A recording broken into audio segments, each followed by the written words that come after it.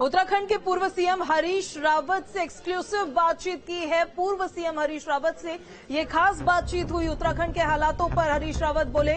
महंगाई, बेरोजगारी सहित कई मुद्दों पर उन्होंने सरकार को घेरा है। हिमाचल और गुजरात में बीजेपी की हालत खराब है, उन्होंने कहा।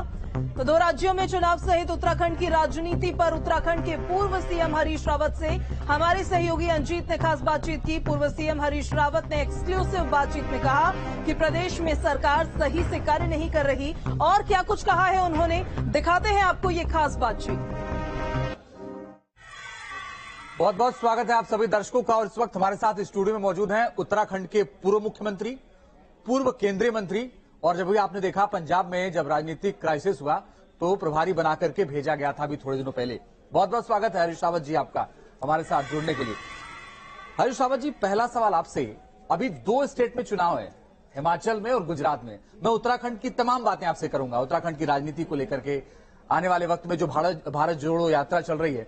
लेकिन पहला सवाल यह कि आप इन दो स्टेट में जो चुनाव हो रहा है, जो इलेक्शन हो रहा है, उसको कैसे देखते हैं आप? कितनी सफलता कांग्रेस को मिलेगी? दोनों में कांग्रेस चुनाव जीतेगी। हिमाचल में तो मैंने बहुत गहराई से चुनाव प्रचार किया और मैं बिल्कुल कॉन्फिडेंट हूं कि हिमाचल के सारे हालात, यहां तक कि बीजेपी की जो ऑर्गेनाइजेशनल वीकनेस थी, आपस के झगड़े, वो भी बहुत ज्यादा सरफेस हुए थे। तो वहां हम बिल्कुल निश्चित जीत है।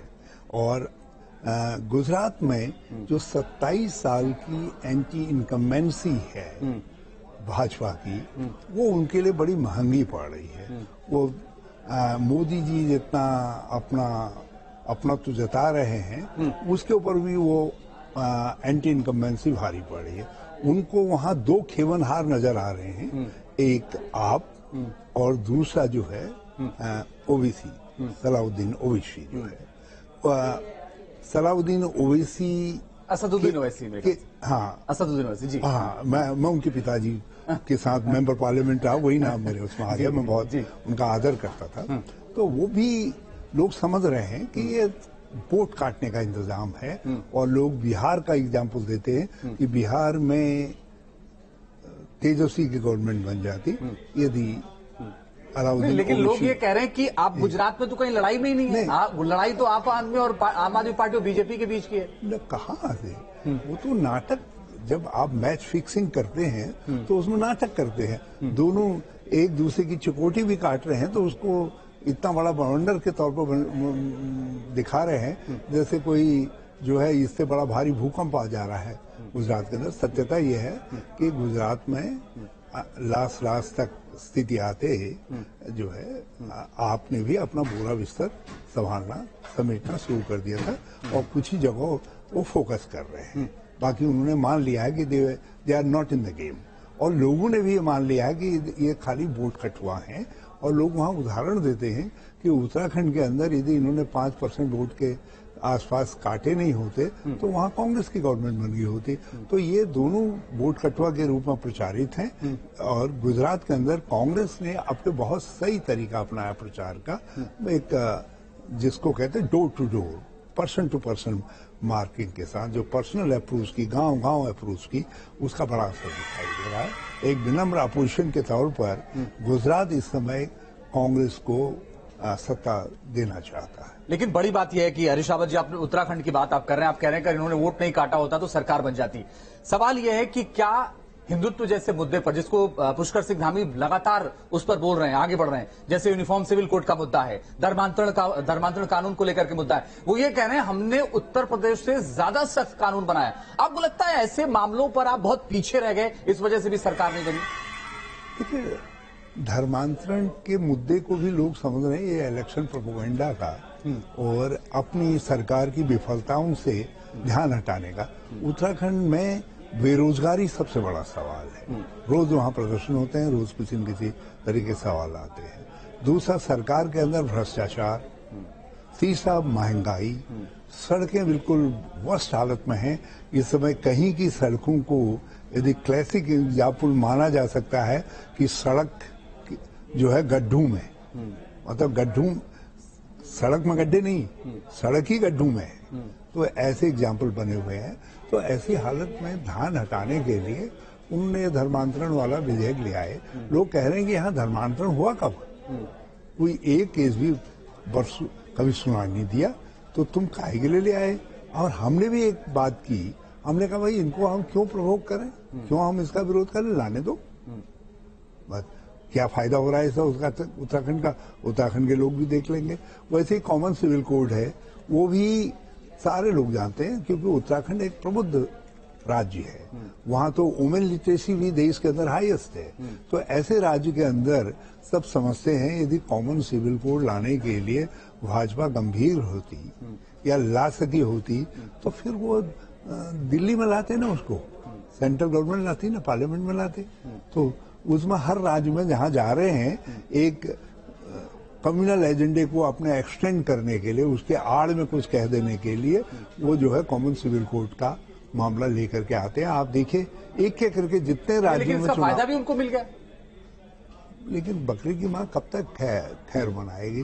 थोड़ी देर के लिए ध्यान भटक गया लोगों का, लोग थोड़ी देर के लिए उनको फायदा मिल गया।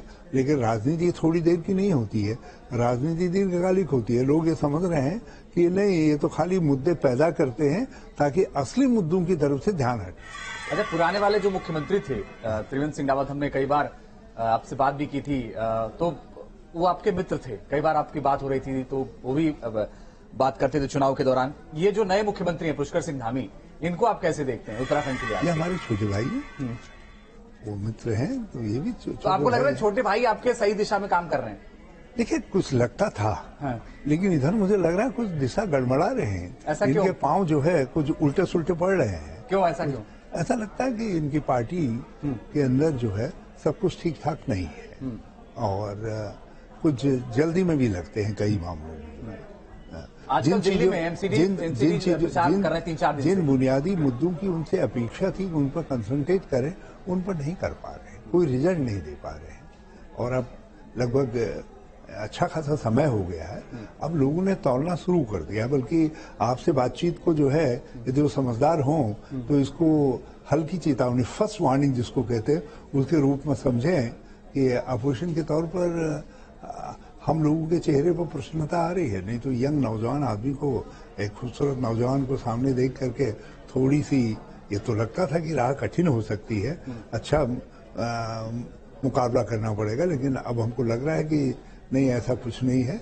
ये तो जैसे पहले थे उनसे भी शायद पीछे रह जाए करके। लेकिन हमारी शुभकामनाएं। देखिए छोटे भाई मैं ये छोटे भाई के तौर पर नहीं, उत्तराखंड के लिए भी मेरा अपना मानना यह है, जिसकी गवर्नमेंट बनती है 5 साल वो मुख्यमंत्री रहे और उसकी 5 साल सरकार चलाने के बाद 4.5 साल बाद विपक्ष उसको ठीक तरीके से जो है रख सके, देख सके, अकाउंटेबिलिटी फिक्स कर सके।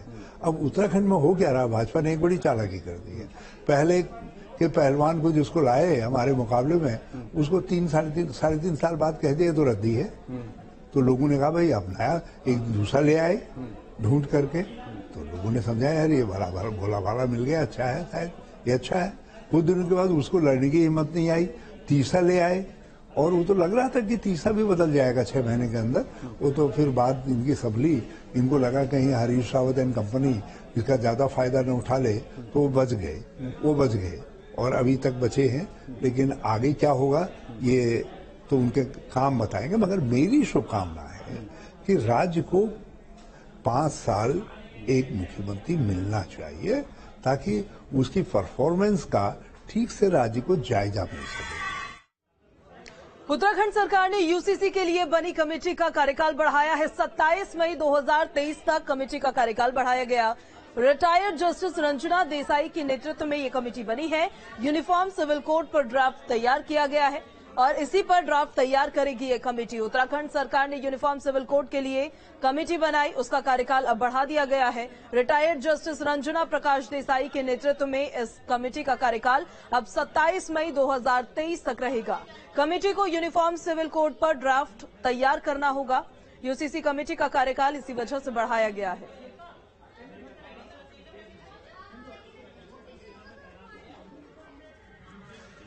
पहाड़ से जुड़ी हर खबर लगातार जारी है। फिलहाल रुक रहे एक बहुत छोटे से ब्रेक के लिए, तुरंत लौट रहे हैं।